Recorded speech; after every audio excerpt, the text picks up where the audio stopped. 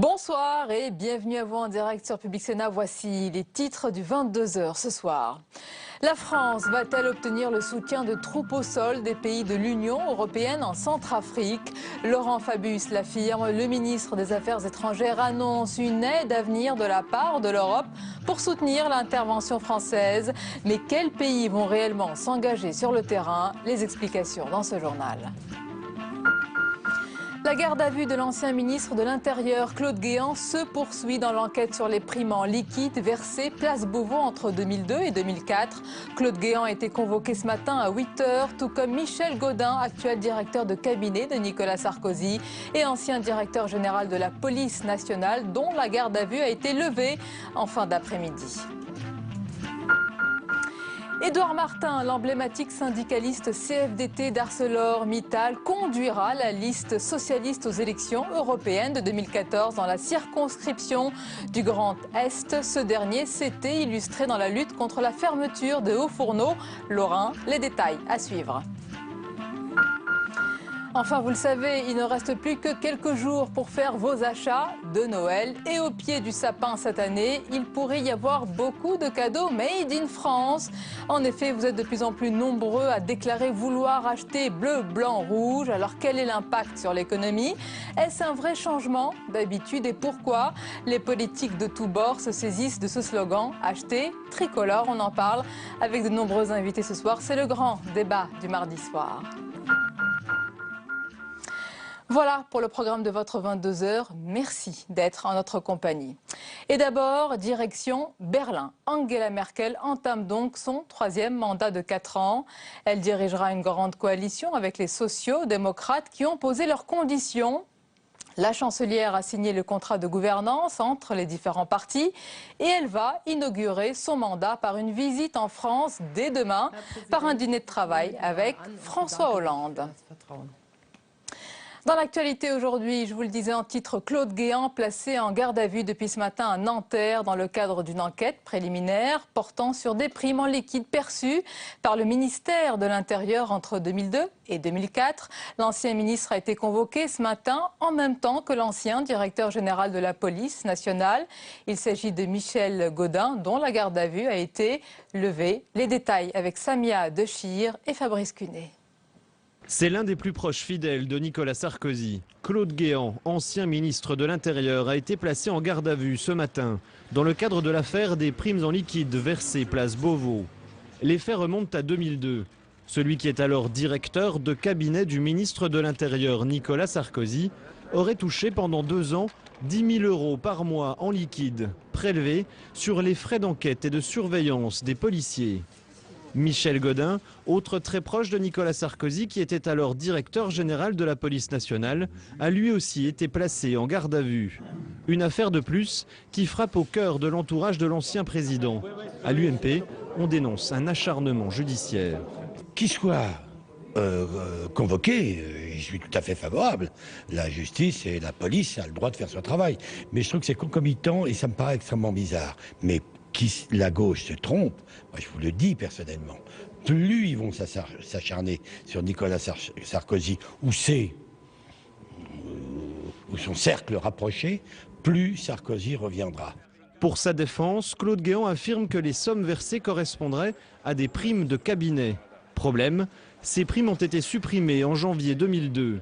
Mais à droite, la solidarité prime sur fond de présomption d'innocence. J'ai grande confiance en Claude Guéant, que je connais un peu, et qui est un homme solide, très professionnel, et je pense que ce qu'il a fait en tant que secrétaire général, il l'a fait pour le bien commun. Je n'ai aucune espèce de doute à ce sujet.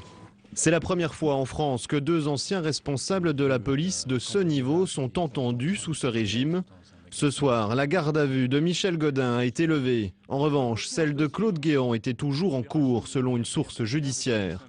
L'enquête préliminaire concernant des suspicions de détournement de fonds publics, complicité et recel se poursuit. Le Sénat rejette une nouvelle fois le budget 2014. Comme en première lecture, la Haute Assemblée s'est opposée au projet de loi de finances. Et cette fois, c'est l'adoption d'une motion défendue par les communistes qui a fait tomber le texte du gouvernement. On écoute sur ce sujet le ministre en charge des relations avec le Parlement, Alain Vidalis.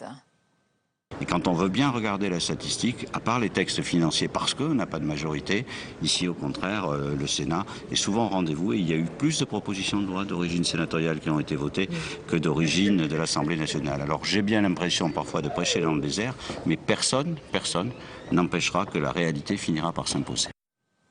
Et cette question ce soir, la France va-t-elle obtenir le soutien de troupes au sol des pays de l'Union européenne en Centrafrique? Laurent Fabius l'affirme. Le ministre des Affaires étrangères annonce une aide à venir de la part de l'Europe pour soutenir l'intervention française Sangaris. Mais quels pays vont réellement s'engager sur le terrain? Élément de réponse avec Cécile Sixou. Des soldats européens à la rescousse de la France, Laurent Fabius l'a confirmé, des renforts vont être envoyés en Centrafrique. Je crois pouvoir vous affirmer, compte tenu des démarches qui ont été faites par la France, que nous aurons bientôt des troupes au sol qui seront apportées par nos collègues européens. Et je tiens à le souligner car c'est l'une des premières fois que cela se produit. L'armée belge notamment envisage d'envoyer 150 soldats. Ils renforceront la protection des aéroports dans le pays. En revanche, aucun autre État européen n'a encore confirmé l'envoi de troupes. Y a quoi? Véhicules blindés, survol d'hélicoptères sur le terrain à Bangui. L'armée française a lancé ce matin une nouvelle opération de désarmement. Objectif, sécuriser un quartier de la ville où visiblement une milice chrétienne anti-Balaka commet des exactions. Depuis le début du conflit, plus de 200 000 personnes ont été déplacées à Bangui sur les 800 000 que compte la ville. La suite du 22h avec à présent, comme tous les mardis, la chronique Net d'info de Caroline Deschamps.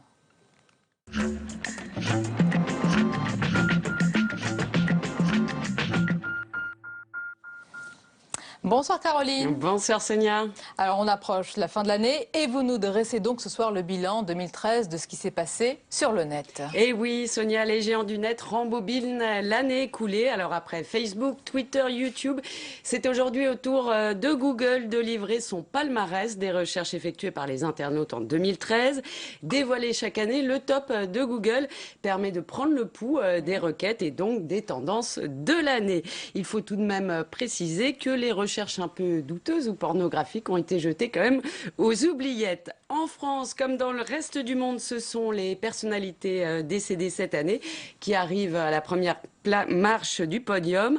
Alors si au niveau mondial, c'est bien évidemment Nelson Mandela qui est numéro 1, en France, plus étonnant, c'est Paul Walker qui lui ravit la première place. Vous savez, l'acteur américain de la série Fast and Furious qui est mort il y a peu de temps dans un accident de voiture.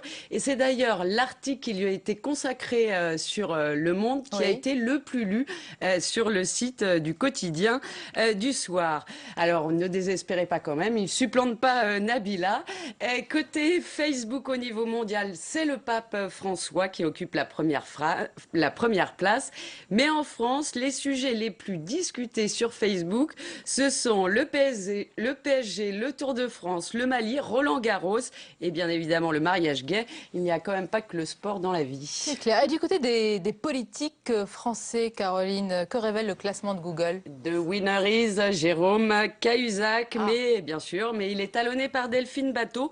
Donc être viré du gouvernement peut être un gage de popularité, tout comme être grande gueule. Samia Ghali, la sénatrice PS de Marseille, obtient la 3e place du hit parade. On se souvient de ses sorties remarquées lors de la primaire PS à Marseille et de sa volonté de faire appel à l'armée dans les quartiers nord. Alors étonnamment, Christiane Taubira se retrouve elle à la 8e place, loin derrière Christine Boutin ou même Pierre Mauroy, qui est lui aussi décédé cette année.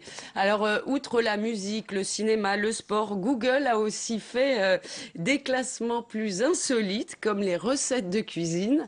Numéro 1 des recettes. c'est important Ça vous aussi. fait sourire, c'est important. C'est les recettes pour le ramadan qui sont suivies de près par la tourte bretonne.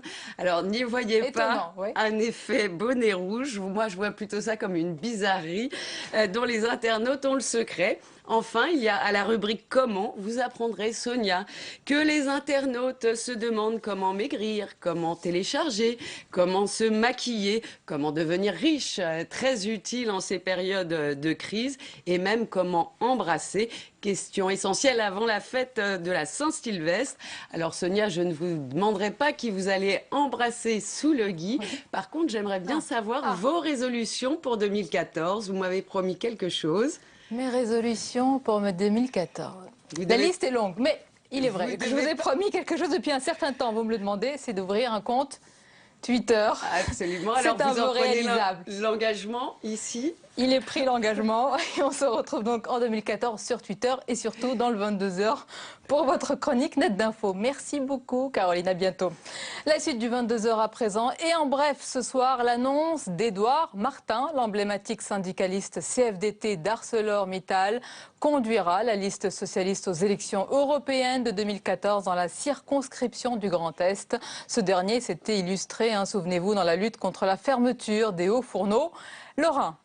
Dans un instant, c'est le grand débat du mardi soir. Il ne reste plus, vous le savez, que quelques jours pour faire vos achats de Noël. Et dans la hotte du Père Noël cette année, il pourrait y avoir beaucoup de cadeaux made in France. Vous êtes en effet de plus en plus nombreux à déclarer vouloir acheter bleu, blanc, rouge. Alors, quel est l'impact sur l'économie? Est-ce un vrai changement d'habitude? Et pourquoi les responsables politiques de tous bords se saisissent de ce slogan « Acheter tricolore ». On en parle avec de nombreux invités dans un instant. Et c'est juste après le tour de l'info en France et dans le monde. Il est signé Agathe Pecasta.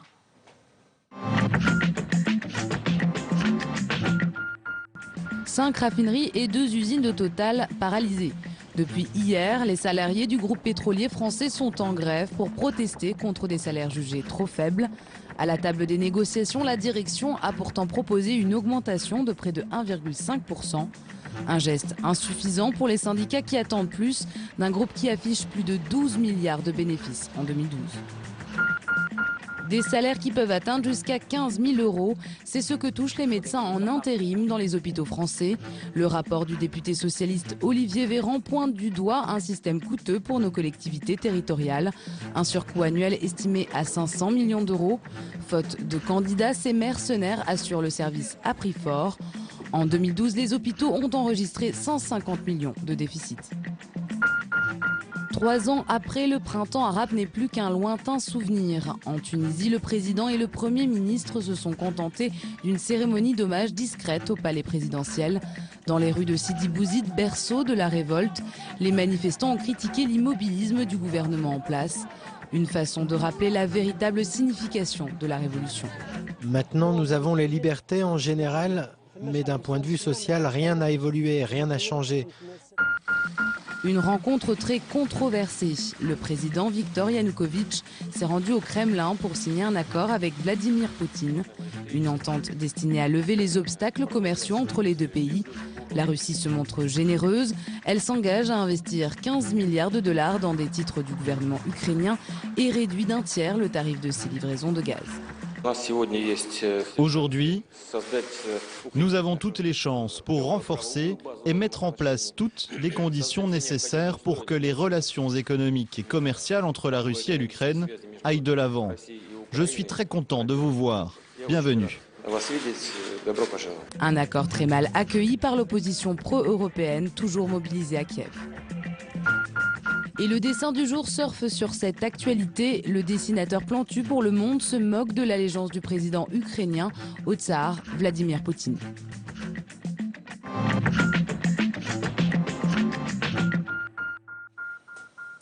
C'est un slogan que vous entendez de plus en plus souvent, acheter français. Et c'est aussi une réalité à laquelle vous êtes de plus en plus nombreux à souscrire. D'après les sondages, les cadeaux made in France ont la cote. Et au pied du sapin cette année, il pourrait y avoir de nombreux présents bleu, blanc, rouge. Alors, simple mode ou véritable changement culturel? Et puis, quel est l'impact économique et pourquoi est-ce aussi un slogan de plus en plus politique. On en parle avec nos invités ce soir, l'ancien ministre et député UDI, Jean-Yves Jégo. Bonsoir. Bonsoir. Et bienvenue, vous avez été en charge d'une mission sur le Made in France lors du précédent quinquennat.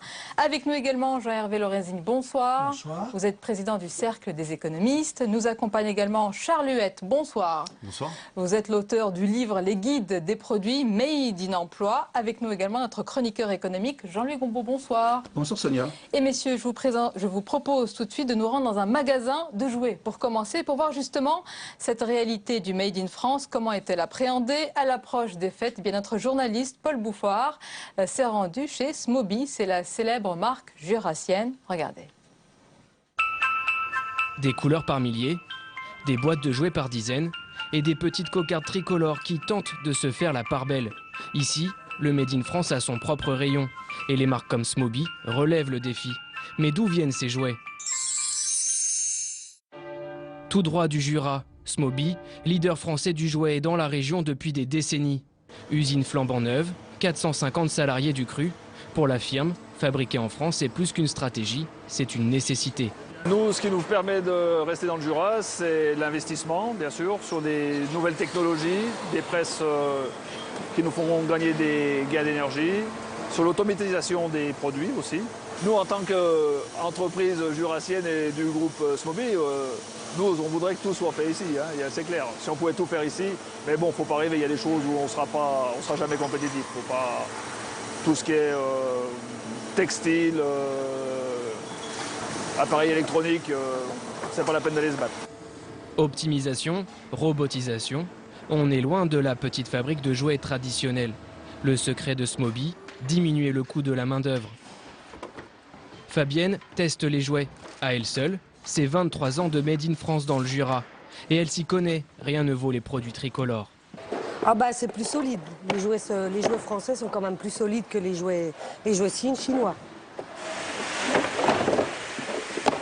On parle d'une force Smoby, 116 millions d'euros de chiffre d'affaires en 2012. Mais pour la direction, il ne faut pas tomber dans le cliché. Si vous me dites qu'il faut mettre un label fabriqué en France, je ne pense pas que ça ait grand intérêt. Et je vous le dis parce que aujourd'hui, il n'y a plus que 5% des jouets qui sont fabriqués en France dans l'offre totale. Vous faites encore des cuisines? Oui. Le Noël, la communication sur le Made in France a aussi ses limites dans le jouet, tout simplement parce qu'au-delà d'un certain âge, on va dire 3-4 ans, ce sont les enfants qui décident, ce sont les enfants qui sont prescripteurs. Et une petite fille, si elle a envie d'une poupée mannequin, ce sera difficile de la trouver en Made in France. Ah, cette fameuse course au bleu, blanc, rouge. Ici, dans le Jura, elle ferait presque sourire. L'élément de langage politique n'a pas toujours sa place au pied du sapin. Yves Jégo, que vous inspire l'exemple justement de Smoby? On est au cœur du débat. D'abord, qu'est-ce qu'un produit français? Est-ce que c'est une marque? Est-ce que c'est les actionnaires de la marque? Est-ce que c'est fabriqué en France? Est-ce que c'est assemblé en France? Il y a un vrai problème de définition. Ensuite, on voit bien ce que dit ce chef d'entreprise. Il ne veut pas de label, hein. Parce qu'il y a une grande partie de ce que fait son groupe qui est totalement délocalisé et qu'effectivement, il veut conserver cet avantage de délocalisation. Moi, je suis persuadé, c'est le sens du rapport que j'avais remis à l'ancien président de la République et de ce que nous faisons avec l'association Pro-France qui porte le label Origine France Garantie. Je suis persuadé qu'au XXIe siècle, le consommateur voudra connaître l'origine du produit qu'il achète et que c'est simplement la transparence, la traçabilité et que ce discours du chef d'entreprise de Smoby ne tient pas la route en disant un label, une appellation française, ça ne sert à rien. Et puis, dans le même reportage, on voit que sur ces boîtes, il a marqué « fabriqué en France ». Mais il l'a marqué lui-même, sans que personne ne le vérifie. Et donc, ça peut être aussi une forme, je ne le mets pas en cause, mais peut-être qu'il y a de la tromperie du consommateur. Il faut qu'officiellement, le consommateur puisse savoir si le produit qu'il achète, il est français. Si, comme le dirait M. Huette, il y a des emplois derrière ou il n'y a pas d'emploi derrière. Il faut donc donner une définition de qu'est-ce qu'un produit français. Voilà un vrai débat. Nous avons essayé de trancher, nous, avec Origine France Garantie. Et puis, il faut que la transparence permette aux consommateurs d'avoir sans doute tous les produits du monde. Hein. Moi, je suis très ouvert. C'est une bonne question, justement. Qu'est-ce qu'un produit français ou qu'est-ce qu'un produit made in France? Parce qu'entre les sociétés tricolores, dont dont les produits ne sont pas ou plus fabriqués dans l'Hexagone et les entreprises étrangères qui ont implanté des usines sur le territoire français, c'est pas facile de s'y retrouver, Charles Huette, oui. Bien sûr. Effectivement, il y a un vrai sujet sur la définition, comme le disait M. Gégaud. Il y a pour le coup le label Origine France Garantie qui propose un critère simple et compréhensible partout, c'est juste qu'il y ait plus de 50% du prix de revient unitaire en France et l'usine d'assemblage située en France. Moi, mon point de vue, c'est aussi pourquoi j'ai intitulé mon ouvrage Made in Emploi et que je me base sur le critère de l'empreinte emploi en France, c'est que j'ai voulu faire un pas de côté par rapport à cette question de la valeur ajoutée qui, me semble pas toujours très parlante pour le consommateur lambda, qui aboutira peut-être à des débats sans fin sur le niveau de curseur auquel on place 45, 50, 60%. Moi, du coup, le point de vue, c'est plutôt de savoir entre 5 produits substituables, entre 5 poupées. Là, il y en a une de ces 5 qui emploie plus de salariés en France que Alors vous, les c'est autres. l'aspect emploi. Mais je vais revenir quand même sur la définition du Made in France. Parce que sortons des poupées, prenons par exemple les voitures. Si je vous dis, est-ce qu'il vaut mieux, selon vous, je vous pose la question, Jean-Hervé Lorenzi, Jean-Louis Gombault, est-ce qu'il vaut mieux acheter une Toyota Yaris qui est fabriquée près de Valenciennes ou alors une Peugeot 208, bien de chez nous, si je puis dire, mais fabriquée en Slovaquie? Moi j'ai la réponse, vous achetez ce que vous voulez. Oui, ça je le sais. On est dans un monde ouvert. Qu'est-ce qui est pris Made in France? Mais ce qui est Made in France, c'est la voiture qui est fabriquée en France. Et la voiture qui n'est pas fabriquée en France n'est pas Made in France. C'est d'ailleurs pas un défaut forcément de ne pas être Made in France. Il faut simplement que le consommateur sache. Parce que très souvent il y a une confusion entre l'origine et la marque. Et que la marque ne représente plus l'origine et que vous avez des marques françaises qui ne fabriquent plus en France et des marques étrangères qui fabriquent en France. C'est ça la réalité. Nous avons changé de monde, les marques ne sont plus les origines, et en donnant une information claire, labellisée, garantie, contrôler ce que nous faisons avec Origine France Garantie par un organisme extérieur et indépendant, on dit aux consommateurs, choisissez ce que vous voulez, mais si le critère de lieu de fabrication est important pour vous, eh bien, derrière la marque, on vous révèle l'origine. Alors, M. Gégaud parle en fait uniquement, votre problème, c'est la transparence. Savoir d'où les choses viennent. J'ai bien d'autres problèmes. Non, mais ce que vous développez à l'instant, c'est cela. Mais déjà, il y a une réglementation européenne qui précise les choses. C'est-à-dire, vous ne pouvez pas marquer fabriqué en France ou made in France s'il y a moins de 25% de la production qui est fabriquée en France. C'est une réglementation européenne qui doit être... Mais qui la contrôle, M. Gombault? Après, qu'elle soit mal contrôlée, mais il n'y a pas besoin de faire... Aujourd'hui, on a une réglementation européenne qui est relativement précise. Au-dessous de 25%, on ne peut pas marquer fabriqué en France. Et pas fabriqué en France, pardon. C'est qu'un produit, c'est la dernière ouvraison principale. C'est-à-dire qu'un t-shirt ou une chemise qui est montée en Tunisie, qui a 25% de sa valeur et qu'on vient coudre les boutons en France, devient Made in France. C'est de la plus grande escroquerie que porte l'Europe. Cette législation, elle est d'une lâcheté absolue. Elle fixe des critères qui sont des critères faux, qui n'est contrôlé par personne, par aucune administration, et qui permet d'avoir en plus toutes sortes de dérives du genre dessin français, design français, assemblé en France, qui est la plus grande tromperie organisée du consommateur. Il faut mettre de l'ordre dans tout ça. Il faut que la législation évolue à l'échelon de l'Europe. Il faut mettre de l'ordre, monsieur le responsable politique. C'est ce que nous essayons de faire, oui, c'est ce que nous essayons de faire en créant un label volontaire, et c'est ce que nous essayons de faire en essayant d'inspirer l'Union européenne pour qu'elle soit beaucoup plus exigeante sur ces critères. Vaste ambition. Et qu'elle impose... il faut avancer, et qu'elle impose le marquage d'origine des produits vendus en Europe. Moi, je trouve que ce qu'a fait M. Gégaud est très important, mais il me semble que ce n'est pas ça le sujet. Si je prends une Audi, si je prends le triomphe des voitures allemandes, c'est le triomphe des voitures allemandes. C'est pas personne. Pas fabriquées en Allemagne, mais peu importe. Je veux dire, il se trouve que quand j'étais jeune, Audi c'était une marque considérée comme inintéressante, et aujourd'hui, quand je vais dans le garage d'une entreprise importante en France, toutes les voitures sont des Audi. Donc il y a quand même un sujet de la marque qui est déterminant. Deuxième aspect, là je rejoins ce que vous avez fait sur le Made in Emploi, le fond du sujet. Je vais vous répondre sur la Yaris. Je trouve évidemment que le cœur du sujet, c'est est-ce qu'on continue à fabriquer dans notre pays. Grâce à votre livre, on montre à quel point on demeure, même si ça va pas bien, on demeure quand même capable de produire dans énormément de secteurs d'activité.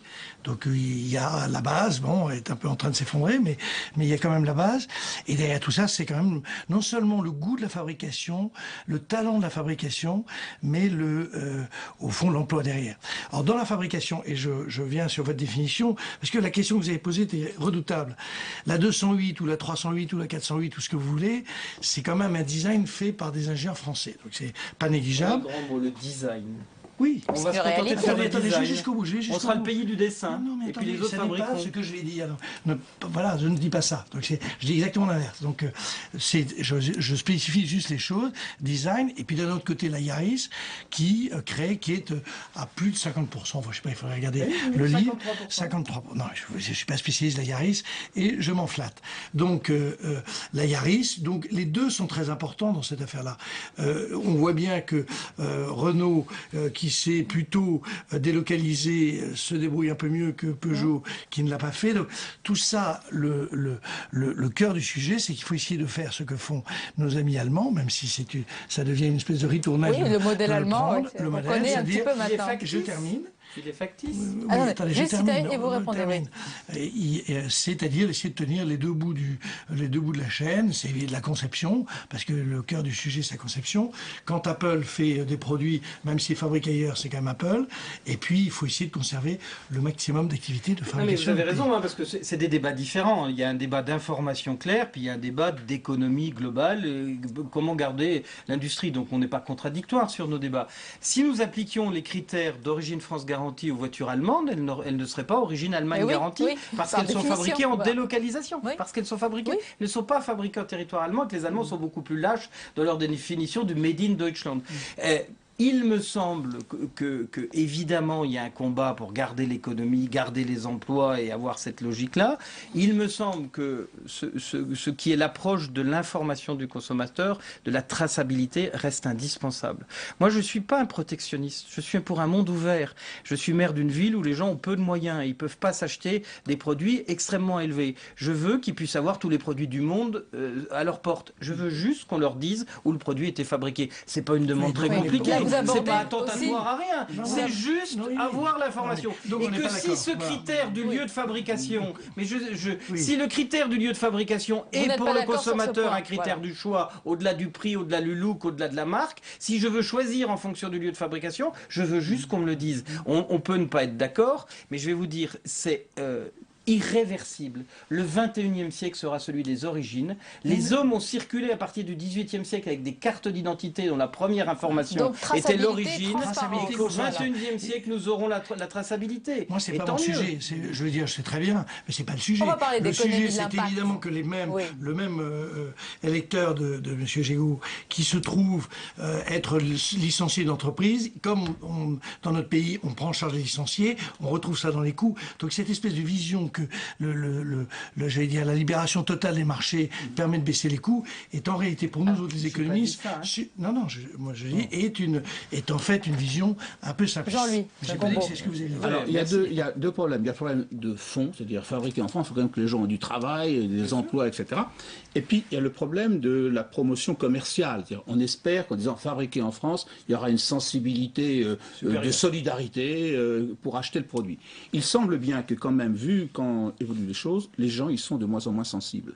C'est-à-dire que les sondages montrent quand même qu'à peu près 10% des Français sont d'accord pour payer 5 à 6% plus cher le produit, pourvu qu'il soit... Plus cher, c'est ça. Non, mais ils vont aller... La Toyota Yaris dont on parlait, qui est Made in France, elle n'est pas plus chère. Si vous interrompez toujours les gens, ils vont avoir un problème pour développer. C'est un débat. Oui, d'accord. Mais donc, je vois 5 à 10% de plus cher. Donc, ils sont prêts à faire un sacrifice pour permettre aux gens de pouvoir travailler, etc. Et je note que ce pourcentage diminue. Je note que ce pas. Et je termine par un seul chiffre. Vous parliez tout à l'heure des gens qui vivent dans votre municipalité. Il semble bien que si on voulait tout acheter français, il y aurait un différentiel de prix de 2500 € par an. Alors, on va laisser parler aussi le spécialiste, parce que vraiment, je voudrais vraiment qu'on présente votre guide, qui est extrêmement bien fait des produits Made in Emploi, parce que vous indiquez vraiment aux acheteurs l'empreinte d'une voiture, d'une casserole, d'un vélo, d'un paquet de bonbons en fonction du nombre de personnes impliquées dans leur fabrication sur le territoire français. C'est une sorte de baromètre social du Made in France. C'est ça, voilà. c'est le critère de l'empreinte emploi en France que j'ai suivi, qui me semblait plus parlante pour le consommateur, parce qu'effectivement, tout l'enjeu, c'est de transformer cette cette externalité positive de l'entreprise, cette vertu sociale qui est de distribuer du travail sur tous nos territoires en argument marketing. Et le Made in France va suivre les mêmes logiques marketing que le bio. Et en réalité, comme le bio depuis 10 ans, la sensibilité progresse. Il s'avère qu'en ce moment, la France subit une crise majeure, au cours des 5 dernières années, et c'est une première historique, le pouvoir d'achat n'a pas augmenté. Donc effectivement, les gens font attention. Néanmoins, cette crise rend aussi les gens particulièrement sensibles aux annonces de délocalisation quotidiennes. Et du coup... en tout cas, acheter français, maximiser l'empreinte emploi de ses courses quotidiennes, c'est un moyen autrement plus légitime et efficace d'être solidaire avec en amont avec les ouvriers. Derrière la certitude qu'un produit est français, ça veut dire qu'il respecte les normes sociales parmi les plus élevées du monde, les normes sanitaires parmi les plus contraignantes du monde, les normes environnementales parmi les plus exigeantes du monde. C'est ce qui plombe notre compétitivité. Et que derrière l'information sur l'origine, vous avez beaucoup d'autres informations. Vous avez la législation d'un pays, vous avez son niveau social. Si vous achetez aujourd'hui un produit made in Corée du Nord ou made in Syrie, vous comprenez tout de suite que derrière, il y a des informations que vous avez qui sont aussi sur la qualité. Donc je crois que derrière l'origine, il y a beaucoup plus d'informations qu'on ne l'imagine. Et que ce qui est notre déficit de compétitivité est aussi un avantage pour montrer que les produits qui sont vraiment origine France garantie sont des produits qui ont respecté des normes beaucoup plus élevées que les autres. On parle de crise, on parle de pouvoir d'achat. Il y a une étude de l'OCDE qui dit, vous allez me confirmer si c'est vrai ou pas, que consommer français revient cher aux ménages. Selon l'OCDE, la consommation de produits provenant de pays à bas salaire, par exemple tous les pays non membres justement de l'OCDE, ferait économiser à chaque ménage français entre 100 et 300 € par mois, contrairement aux produits made in France. Peut-être, mais quelle est la durabilité des produits qui sont fabriqués à plus bas coût, qui ne respectent pas des normes environnementales, qui ne respectent pas des normes sanitaires, qui ne respectent pas des normes sociales? Quelle est l'obsolescence programmée des objets faits par un certain nombre d'entreprises? Vous posez toute cette question quand vous achetez une poupée? Enfin, pour votre fille. Moi, j'achète une. D'abord, j'ai des garçons. Oui, mais si j'achète ça peut arriver qu'on achète une poupée pour les garçons. Si j'achète un jouet, je me pose la seule question de savoir si ça va leur faire plaisir ou pas leur faire plaisir. Et la deuxième question que je me pose, c'est est-ce que j'ai les moyens d'acheter ou pas sur ce sujet. Mais si je veux faire du critère Made in France un choix, je veux juste qu'on me donne cette information. C'est tout. C'est pas plus compliqué que ça. Oui. Alors, je trouve que on est quand même dans une discussion un peu paradoxale, parce qu'au fond. D'abord, on s'aperçoit qu'on continue en France à consommer, en gros, les 2 tiers des produits sont des produits qui, selon le critère des 45-50%, sont des produits qui sont quand même fabriqués en France. Premier aspect. Deuxième aspect, tout le monde entier est en train de dire Made in Germany. Quand vous vendez les Allemands, ils n'ont aucune envie d'acheter des bagnoles chinoises ni coréennes. Ils veulent, alors que les voitures allemandes, comme vous le savez, ne sont pas les moins chères du marché. Troisième point, le mot-clé qui est en train d'apparaître aux États-Unis, donc pas au sein de ce qu'on peut avoir de plus ringard au monde, c'est le mot de réindustrialisation. Donc on voit bien que le monde est en train d'essayer de retrouver un équilibre entre ce qui fut cette délocalisation massive des années 2000, qui est mais j'ai pas le temps de développer, mais vraisemblablement à l'origine de la crise, et le fait que les gens veulent dans un équilibre entre le consommateur que M. Gégaud a parfaitement défini, son intérêt, et puis le fait que, de toute façon, les coûts, vous les retrouvez, puisque dans nos pays, il se trouve que quelqu'un qui est chômeur, on le prend en charge. Donc tout ça est un peu une fiction en fin de parcours. Ce qu'on regarde, c'est le pouvoir d'achat réel des gens, et le pouvoir d'achat réel des gens, il dépend de la qualité et de la quantité de ce qui est fabriqué dans un pays. Donc, au fond, traçabilité, c'est parfait. Bon sens, parce que, tu disais, c'est vrai que l'étude de l'OCDE dit, si vous achetez tout, personne, il n'y a pas un pays au monde qui importe 100% de ses produits, évidemment. Donc, c'est 100% français. Tout ça n'a pas beaucoup de sens. Le meilleur foie gras, un grain de poivre qui vient d'ailleurs. Surtout dans la viande de cheval. On fera pas de blague là-dessus ce soir. D'où le fait que la traçabilité est très importante et que c'est vraiment l'ère du siècle qui sera celui de la traçabilité sur ces questions-là. Moi, j'ajoute une chose, il y a peut-être une réflexion politique qu'il faut avoir. Est-ce qu'il faut que la distribution, que ceux qui sont au-delà de la fabrication du produit margent sur le différentiel de coûts entre la France et des pays délocalisés. Est-ce qu'il n'y a pas là une partie de surcoût liée au système social français sur lequel peut-être on pourrait ne pas marger? Il y a des expériences comme ça dans le textile. Ça s'appelle par exemple un taux de change. C'est pas compliqué parce qu'on vous montre, on vous présente ça comme si le monde était... Il y a des entreprises du textile qui aujourd'hui ne margent pas le surcoût qui leur produit la fabrication en France et qui arrivent à avoir des différentiels avec des produits délocalisés beaucoup moins forts, parce que si à chaque fois chacun marge sur ce différentiel, c'est une piste, oui. On a des pistes intéressantes. Oui. On a parlé de traçabilité, on a parlé de qualité, on a parlé de solidarité. Parlons de l'impact aussi concret sur notre économie, sur l'emploi. Vous dites, Charles Huet, si les Français transféraient au moins 20% de leur consommation actuelle, donc vers des produits made in emploi, on pourra combler l'intégralité de notre déficit commercial. Vous avez trouvé la solution, on ne le savait pas. Mais c'est ça. Alors déjà, non, la balance commerciale, c'est un agrégat, on en reparle encore aujourd'hui. C'est vraiment une anecdote statistique, il ne faut pas s'attacher au déficit commercial. Je l'ai utilisé pour oui. On a compris que c'était imagé. C'était pour imager, mais en tout cas pour faire prendre conscience à chacun que à la fin, le Jabi existerait toujours si vous portiez du Lojabi et si votre époux vous avez offert du Lojabi depuis 10 ans. Point. C'est juste ça. C'est juste pour prendre conscience que à la fin ne se vend que ce qui est acheté. Je crois qu'à la marge, on peut avoir à la marge un levier qui ne coûte pas d'argent public, qui est celui de l'information du consommateur, qui peut orienter quelques pourcents de consommation. Je ne dis pas, je vous rejoins sur le fait que c'est d'abord l'argent qu'on a dans le portefeuille qui fait l'acte d'achat.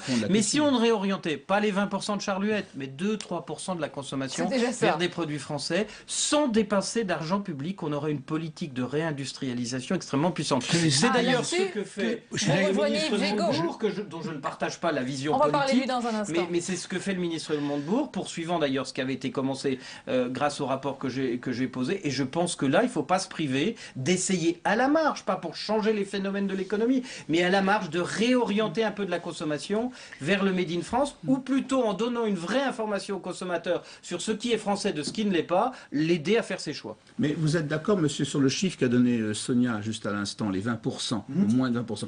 Vous êtes d'accord que si les gens consacraient 20% de leur consommation, enfin plus de 20% de leur consommation sur ces produits français, la consommation baisserait automatiquement. Mais bien sûr que non. Mais attends, tu as été trop... Non, ça c'est le débat d'économistes. Je te signale que quand tu as tes 57% de prélèvements obligatoires, tu en as 33% qui sont des prélèvements sociaux et qui sont donc liés au fait que quand tu as 10% de chômage, tout le monde le paye. Quand les Américains n'arrivent pas à baisser de manière significative leur taux de chômage, même si dans les chiffres on a l'impression que ça baisse de manière significative, mais il reste.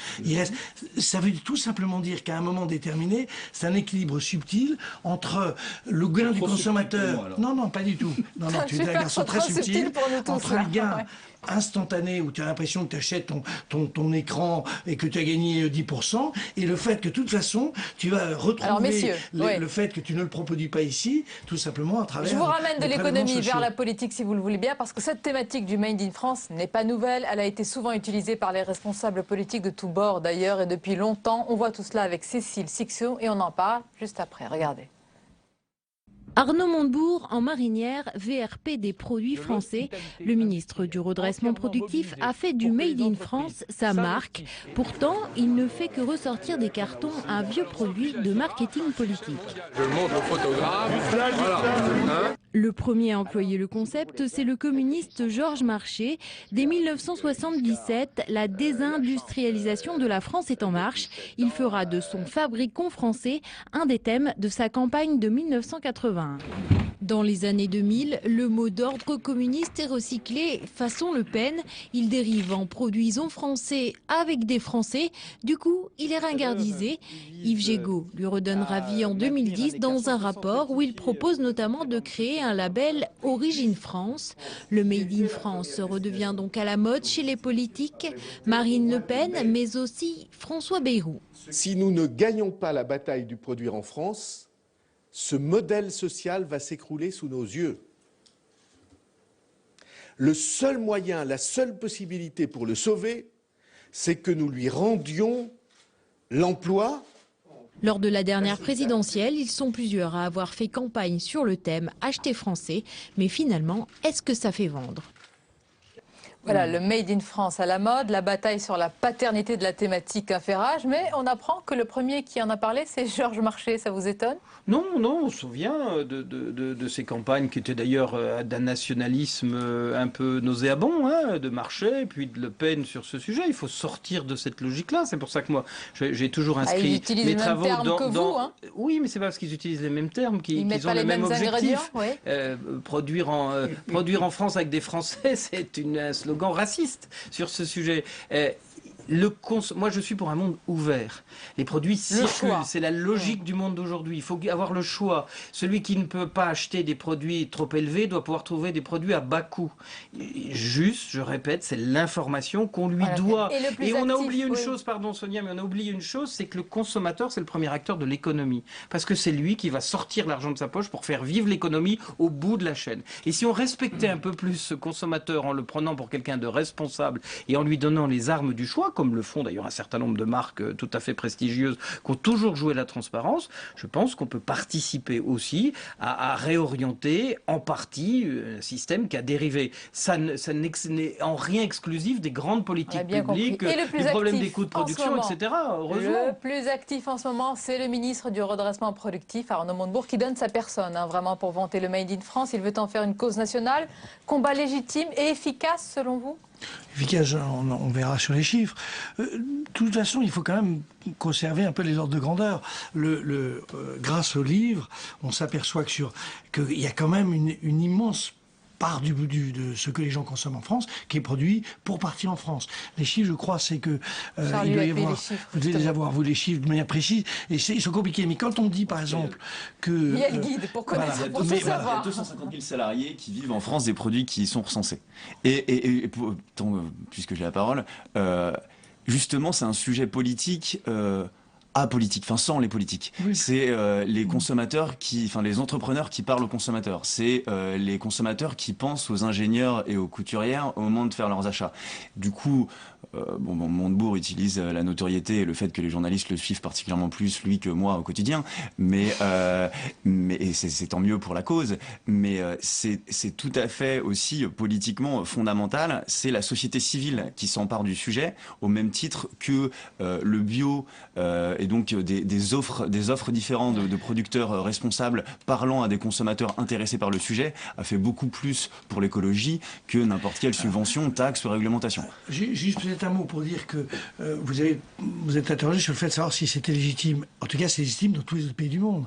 La constatation, c'est que l'Europe est quand même plus ouverte que n'importe quelle partie du monde, que les Américains sont en train de se dire qu'ils essayent de récupérer, que la stratégie allemande, qui est exceptionnelle, a quand même été une stratégie de ce qu'on appelait dans ma jeunesse du mercantilisme, c'est-à-dire qu'ils ont bâti une industrie d'exportation à toute allure. Enfin, ils ont repris leur talent.